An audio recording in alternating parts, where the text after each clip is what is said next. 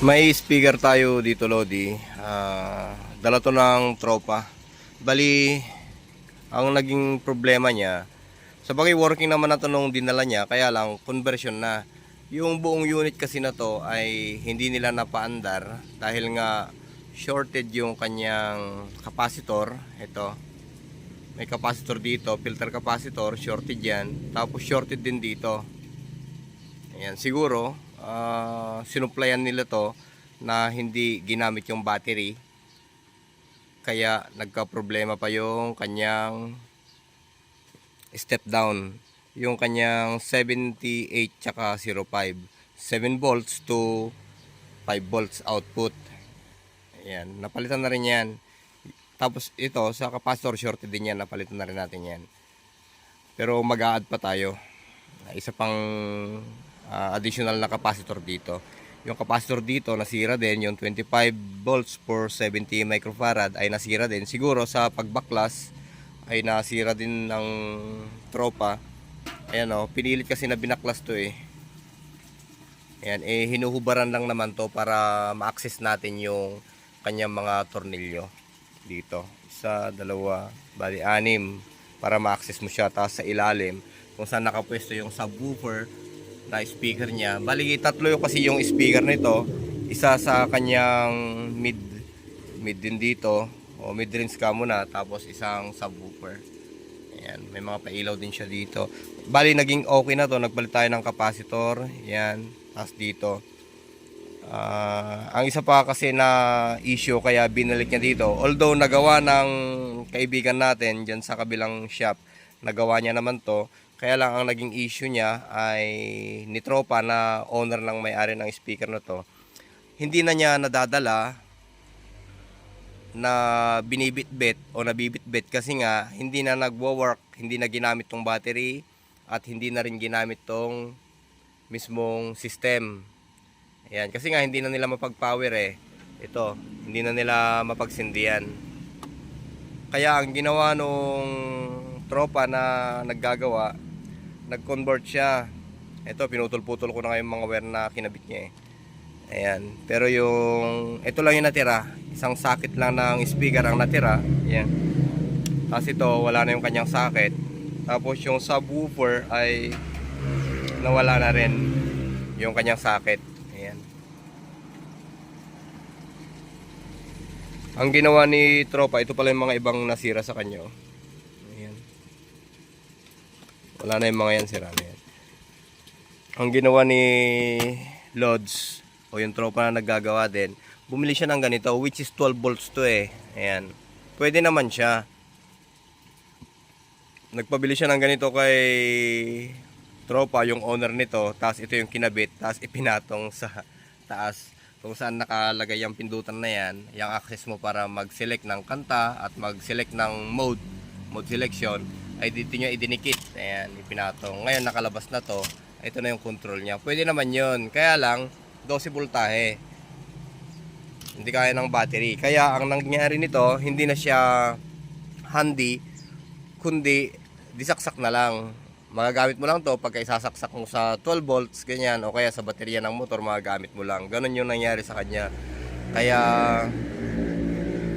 sabi ni tropa, tignan mo nga baka sakali magawa ng paraan. Yun nga, nagawan naman ng paraan. Bali nabuhay natin itong kanyang system at umandar na siya.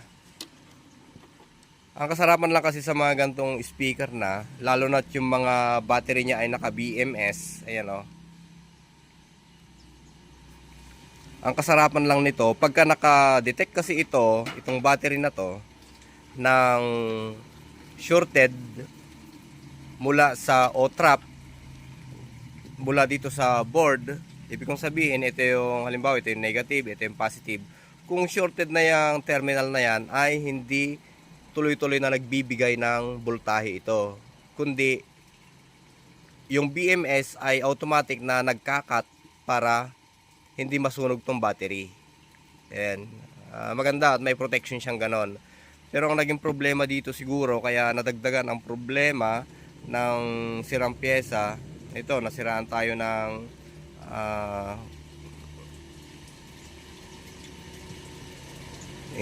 step down, tapos dito na o siguro nasira na rin o yun siguro yung naging sira nun din.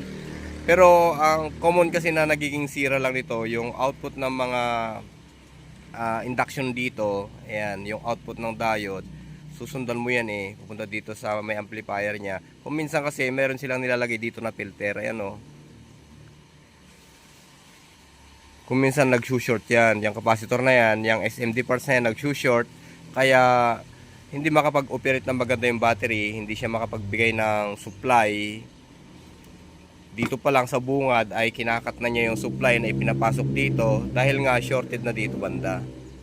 Kung saan yung malakas na kumonsumo ng DC ay nagka-shorted dito banda, kaya hindi makapag-process ng mabuti itong battery, nag-off na lang. Kaya kung minsan ang nagiging issue, sira daw yung battery, sira daw tong CPU o kung ano-ano pang mga nakalagay dyan, kaya ayaw nang umandar ng unit. Pero kung minsan ay nandito lang sa mga capacitor yan. Nag-attempt kasi sila na supplyan ito ng ibang supply, which is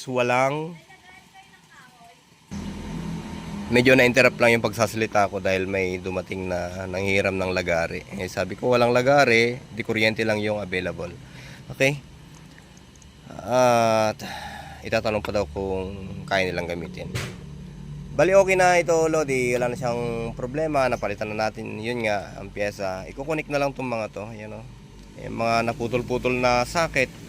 Baka itap na lang din dito yung wire ng mga speaker. Ito yung base speaker niya at ito yung pampalayo o yung kalansing, then yung mid-range niya. Kung halimbawa isasaksak natin to, Lodi, ayan, maganda sana to kung hindi nabanggit ko na yung kanina kung hindi sila nag-eksperimento na sinaksakan siguro ng ibang power supply, hindi sana marami yung nadamay dito. Ganon din naman, Lodi, kahit nung araw sa cellphone, pag nagagawa kami sa cellphone, binubunot lang yung mga shorted na SMD capacitor, pwede na naman. Kahit hindi ka na mag-replace dito, pwede naman yun. Yan, kasi may mga ibang filter naman na dyan. Gaya ng mga pinhole capacitor na yan, filter na yan. Bali, protection lang din to. Ngayon, sasaksak ko to, Lodi. Yan. Pagsaksak ay meron siyang access dito para may power mo. Ayan, nag-power na siya. Tumunog na rin. Okay? So hanggang dito muna, Lodi. Pagka nag-troubleshoot kayo nito na dead set, ang unahin yung tignan ay yung mga SMD capacitor. Sure yan, Lodi. Ayan. Yung mga yan. SMD capacitor rin niya. Tuntunin nyo muna dito. I-check nyo muna yung terminal. Kung shorted to, tuntunin nyo. Ayan, papunta dito.